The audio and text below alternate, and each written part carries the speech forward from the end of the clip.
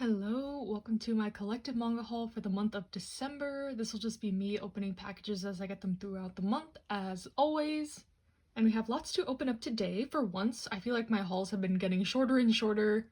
I'm just mainly sticking to pre-orders lately, but that is okay. Let's start with some Barnes & Noble pre-orders. These are actually the last pre-order packages I had through Barnes & Noble, other than stuff that got really delayed. Cough cough, March Comes in Like a Lion Volume 2, but yeah, waiting for Barnes & Noble to have another pre-order sale for sure so I can order more, but some very exciting things in these packages. So first we have volume 40 of Yona of the Dawn. If you're not aware, I recently have been getting really into Yona of the Dawn. I think I'm on about volume 36? And I've heard that this current arc is like wild and I'll be stuck at cliffhangers and stuff if I continue, so that's why I've been trying to stack up a couple more volumes to continue, but Yona is a great action, adventure, fantasy, romance, highly recommend. And then we got volume 10 of the Apothecary Diaries, another one I think I'm like a couple volumes behind on. The anime just started for this one and I know it's being very well received, so we'd love to see it. This one is kind of a court inner palace drama where the main character is a poison tester and she knows a lot about herbs and medicine and that type of stuff, so she's kind of solving mysteries and exposing some of the shady dealings in the palace. And then we have volume 8 of Imikoi, the second to last volume. I love this series so much for some reason. It's just like a simple high school romance series, but it does a lot right in my opinion, and it's just a joy to read every time. Kind of sad this one's ending soon, but I'll take as much as I can get of it in the meantime. And then we have kind of a random continuation of a series. We have My Summer Review volume 3. I feel like the series just keeps like starting and stopping. The author will say like, oh, this is a one-shot, and then a sequel came out, and now a third one came out, so I wouldn't be surprised if this series like kept continuing, but I'm not complaining. This one is about two guys who bond over liking movies and then their relationship develops. It's just a cute, another simple, nice, fluffy, fun read. I really like this author's works, and I think a couple more of them are being printed in English soon. Next, we'll open this package from Alibris that I'm really excited about. At the beginning of this year, I kind of made myself a promise that I wouldn't buy more volumes in a series unless I was caught up with the series. So like these past couple weeks I've been really focusing on just like catching up with random series that I'm only like a volume or two behind on to see if I want to continue the series. So all of this package is stuff in that vein. So we have volume 3 of Like a Butterfly. This one is another cute, simple, fluffy high school romance series. I've actually read this one before, way back in the day before it was serialized, so rereading it has been a nice time so far. This is by the same authors as A Sign of Affection and Shortcake Cake. Then we have volume 2 of Delinquent Daddy and Tender Teacher. This is a BL about a single father and his child elementary school teacher getting together, but they kind of knew each other in the past. So yeah, I am a sucker for stories with kids in them for some reason, and this was another wholesome, fluffy, cute romance. That is the theme for this haul so far. But shifting gears, we have volume 3 of My Girlfriend's Child. This is a pretty serious manga, has some hard to talk about topics in it for sure. I recently read volume 2 and I was kind of blown away. The beginning of the story I was kind of like indifferent about it, but now that we're really like delving into the topics and getting different perspectives on the matter and caring more about the characters and learning more about them, I'm definitely hooked and not exactly excited to read more, but I think this is a very important and impactful series about teen pregnancy. And then another series I caught up with recently was Oshinoko, so I wanted to get volumes 3 and 4 immediately. Another one where the first volume kind of caught me off guard. It's a little weird, but volume 2 kind of put the story in a direction that I think I'll enjoy, kind of this revenge show business type thing. Like a really messed up skip beat, I guess is kind of how I could describe it. But yeah, excited to read more into this. I know the anime for this one also was really well received, so yeah, the volumes come out quite slow, but I'm glad that I have 2 to continue on to. And then I got volumes 2 and 3 of The First Night with the Duke. This is a really fun manhwa. I had read a bit of it on Webtoon already before reading volume 1, but these physical volumes are really nice. It's from a company I've never bought from, but it's high quality, heavy, French flaps. And yeah, this is an isekai about a girl who gets thrown into her favorite novel as just like a random side character, but her actions kind of get her involved with the main characters, not in the way that she's supposed to.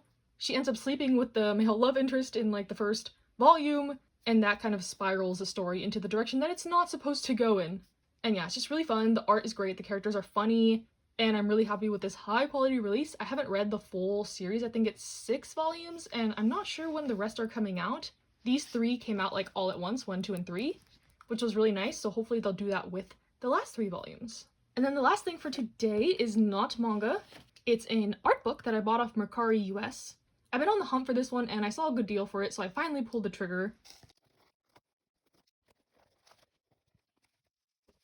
I had bought from this seller on Mercari before, so I knew their packaging was really good, which is also a concern when buying like nice art books, especially online.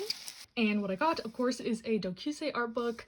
I think I have a couple other ones. The only one I'm missing is the like big anniversary one of Asumiko Nakamura, like all her works, but that one is extremely expensive.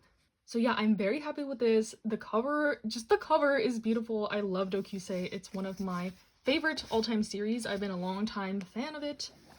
All the iterations I love. And yeah, this is a art book. I'll do some flip throughs. Just a quick flip through, I guess. These are some of the like covers of the manga and just like some other illustrations. This one is one of my favorites. It's so funny to see them as like high schoolers because in the, you know, current chapter they are adults, but yes, I am obsessed. I am really happy with this purchase.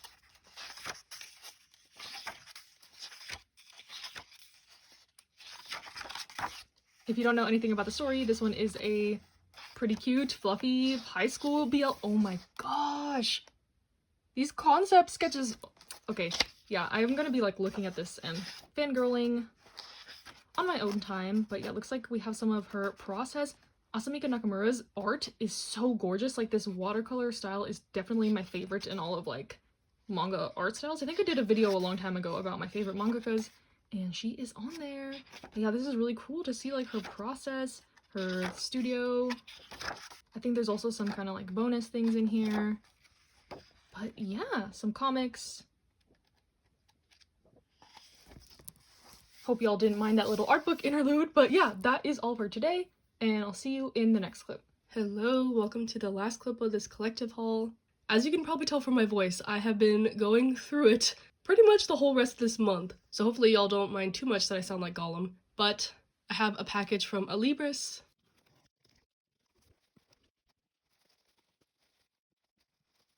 I have never seen a Libris package that way, but I'm not mad at it. Everything was really secure. Kind of reminds me of in-stock trades.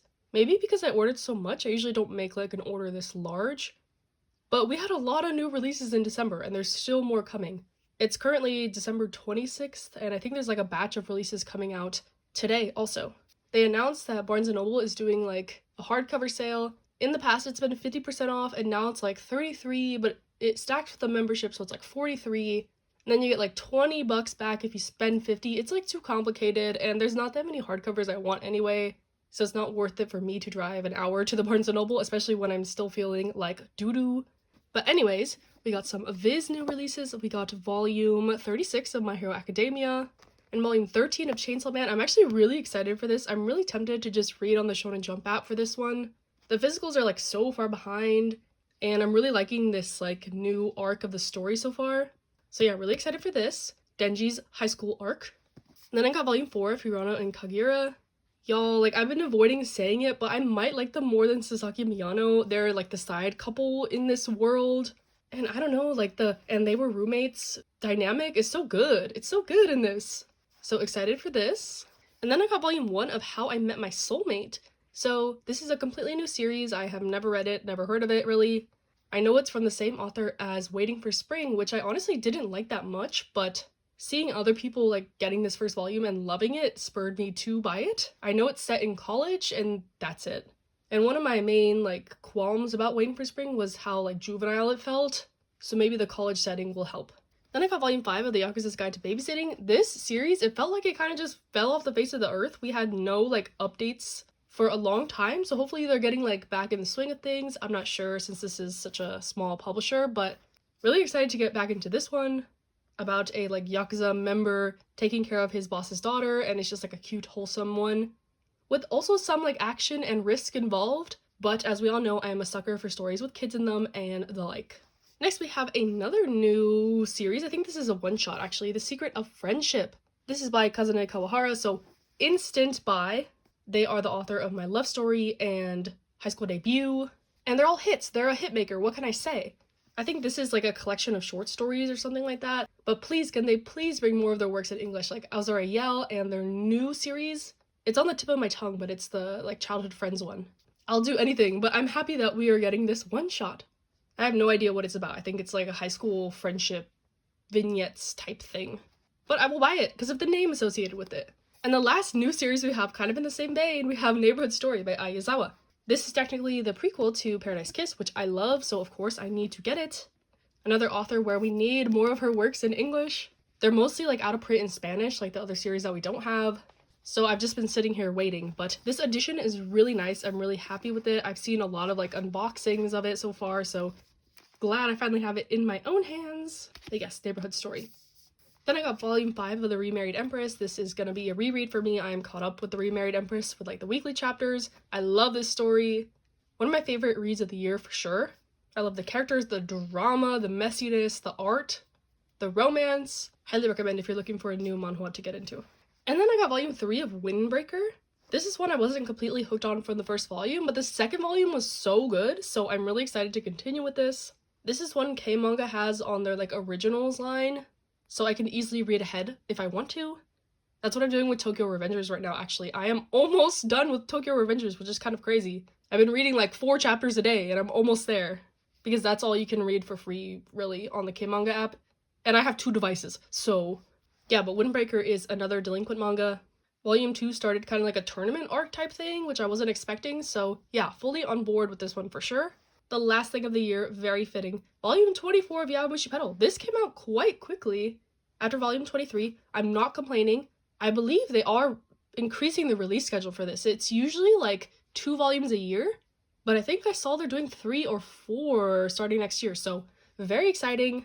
I know this is a very frustrating series to even get into because Yen Press won't reprint some of the earlier volumes for some reason. Like, why are you continuing a long series but not having the earlier volumes in stock? It's like if One Piece didn't have like volume 3 in stock.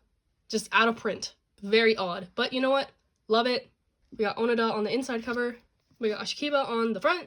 He's voiced by Miyano Mamoru in the anime, so if you're into that, anything I can entice you to read or watch Alpeta, I will. But yeah, love it. Hope you enjoyed this small haul. In the new year, I'm considering maybe just doing shorts from now on because my hauls are so small. Let me know what you think about that, or if you just want to hear me talk, even if it's about not that many volumes.